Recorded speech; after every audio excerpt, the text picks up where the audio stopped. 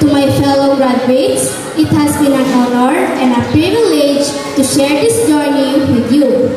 Together, we have loved, cried, and celebrated success and failures. We have formed friendship that will last a lifetime and memories that we will cherish forever.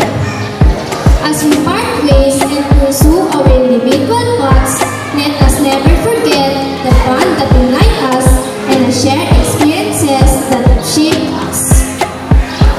In closing, let us remember that graduation is not the end, but rather the beginning of a new chapter in our lives.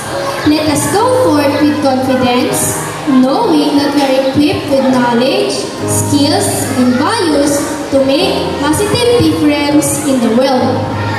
Congratulations, class of 2024. May our future be bright